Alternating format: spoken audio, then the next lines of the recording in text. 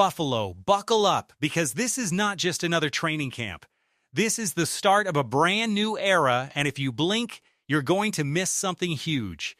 This is Buffalo Focus, and if this is your first time here, welcome to the family.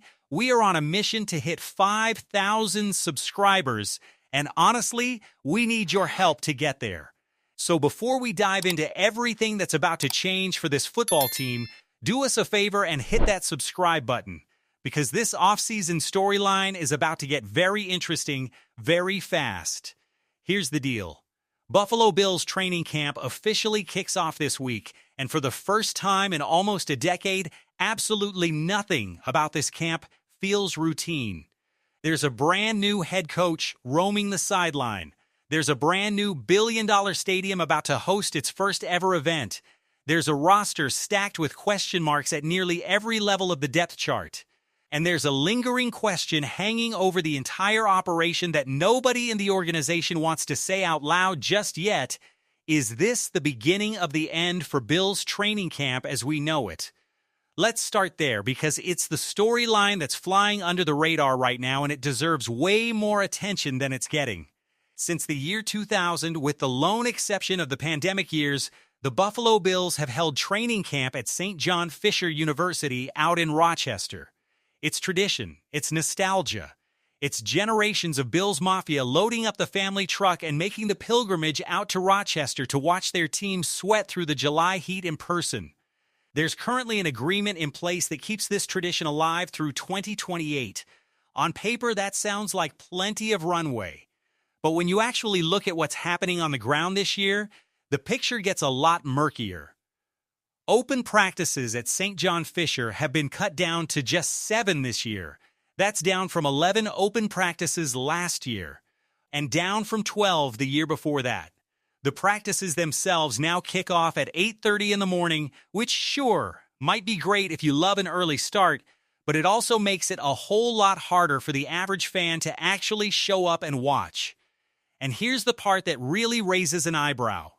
Once camp wraps in Rochester this year, the Bills don't go back. Instead of the usual back-and-forth shuffle between Rochester and Orchard Park, the team heads straight into their blue-red scrimmage back home. And that scrimmage happens to be the very first event ever held at the brand-new Highmark Stadium. Now, is that just a scheduling quirk born out of a uniquely busy calendar this year? After all, there's a new stadium to break in, a preseason opener at home just a week later, and joint practices with the Browns up in Cleveland right after that. It's a legitimately packed logistical calendar, and maybe the Bills simply don't have the bandwidth to shuttle back and forth between 3 different cities this summer. Or, and this is the theory that's got people buzzing, maybe this is the quiet beginning of the Bills slowly but surely reducing their footprint in Rochester, eventually joining the rest of the modern NFL and bringing training camp home to Orchard Park for good. Because here's a stat that puts this whole conversation in perspective. Back in the year 2000, roughly a third of NFL teams stayed home for training camp instead of traveling. Today, in 2026, over 80% of the league stays home. The Bills are now one of only 6 franchises left in the entire NFL that still travel away for camp, alongside the Cowboys, Colts, Chiefs, Rams, and Steelers. That is an enormous, undeniable shift across the league, and Buffalo's own trend line, fewer open practices, earlier start times, no return trip to Rochester after the break, mirrors that exact same pattern. The Bills front office under Sean McDermott always sold the Rochester tradition as something special, something that strengthened the bond between the team and the community out there. But with a brand new head coach in Joe Brady and a shiny new stadium finally ready for prime time, will that same enthusiasm for the Rochester tradition still be there? Or will we start to notice a subtle shift in the messaging, a quiet cooling on the whole arrangement? If the passion for St. John Fisher starts to fade from the people actually running this organization, that's your clearest signal that the days of Bills training camp in Rochester are numbered. And speaking of that brand new stadium, let's talk about Highmark Stadium, because this is genuinely a can't-miss moment in franchise history. We've all watched this stadium go from architectural renderings to steel beams to an actual tangible building rising up out of the ground in Orchard Park. And now, for the very first time, we're going to see it with people in the seats, players in Bills uniforms actually running around on that grass field. Yard lines painted fresh, maybe even midfield art, depending on how far along the finishing touches are by the time the blue-red scrimmage rolls around. Think about what that actually means. For the rest of your life as a Bills fan, this is what home games are going to look like. The old stadium had its own look, its own feel, its own quirks that every longtime fan knew by heart. That entire visual identity is about to be rewritten, and we're all getting our very first glimpse of it at once. There are already whispers about some incredible design details built into the new building, a massive communal table built right into the concourse, local Buffalo artwork woven into the architecture, thoughtful little touches throughout that longtime fans are going to have a blast discovering in real time. This isn't just a scrimmage. This is the unveiling of the next chapter of Buffalo Bills football, and it's happening in a matter of weeks. Now let's get into the man steering this entire ship for the first time, head coach Joe Brady.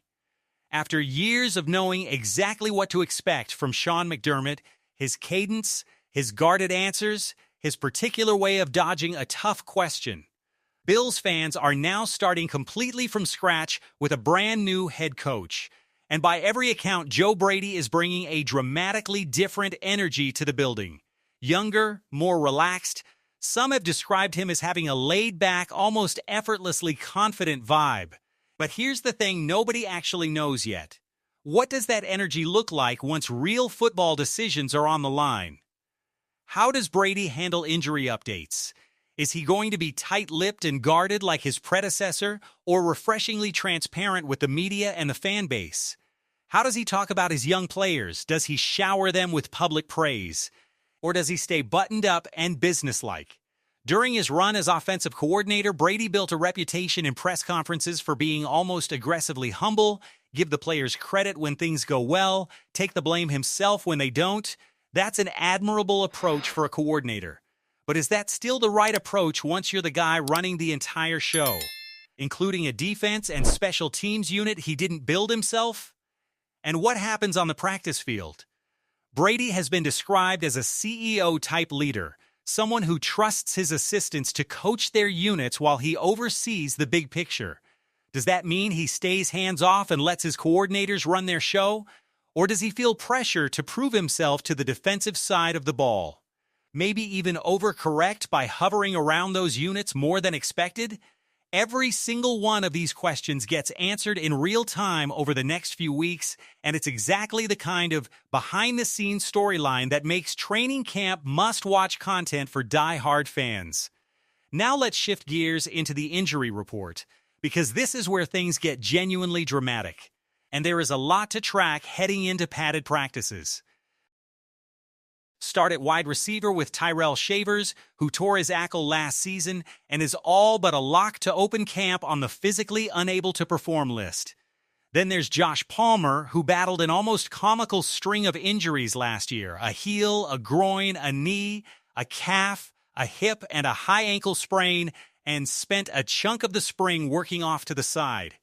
Is he fully cleared, or is this a slow, cautious ramp up? Up front, starting right tackle Spencer Brown is coming off knee surgery with some lingering shoulder and back concerns layered on top, and he barely practiced through the spring. On the defensive side, Michael Hoyt is working his way back from a torn Achilles that cost him a chunk of last season. But early signs from his off-season workout videos suggest he might genuinely be ahead of schedule, which would be a massive boost for that front seven. Daquan Jones is also coming off an Achilles injury, though his timeline suggests he could be much further along and ready to roll from day one.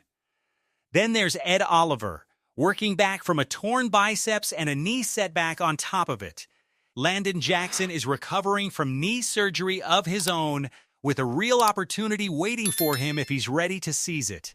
Inside linebacker Dorian Williams was reportedly on crutches as recently as the spring, a genuinely alarming update for a player expected to anchor that linebacker core. Terrell Bernard is dealing with a laundry list of ailments, including his hamstring, ankle, elbow, and calf, reportedly following ankle surgery. Safety Cole Bishop missed the entire spring with injury. And don't forget kicker Tyler Bass, working back from a core muscle and pelvic issue that lingered through last season.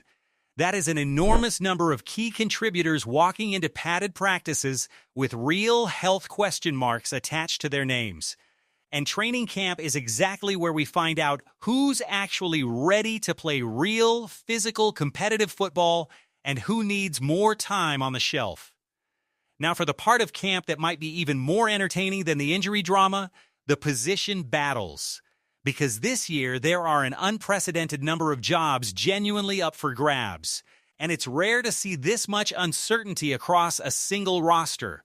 Left guard is wide open, with veteran Austin Corbett fighting off young depth piece Alec Anderson for the job. Cornerback 2 is a fascinating one, with 2025 first-round pick Max Hairston needing to hold off newly drafted rookie Davison Igbinosun for the start opposite Christian Benford. Wide receiver 3 is a legitimate three-man race between Keon Coleman, Josh Palmer, and Skylar Bell, and whoever wins that battle lines up as the third option in Buffalo's most common offensive personnel grouping alongside stars DJ Moore and Khalil Shakir. Inside linebacker is no longer a lock for incumbents Dorian Williams and Terrell Bernard either. Rookie fourth-round pick Caleb Ellaby reportedly took first-team reps all spring while Williams was sidelined on crutches. That is not a small storyline. There's also a genuine battle for the third defensive line spot in Buffalo's base 3-4 front, with names like TJ Sanders, Landon Jackson, and Daquan Carter all in the mix alongside locks Ed Oliver and Daquan Walker.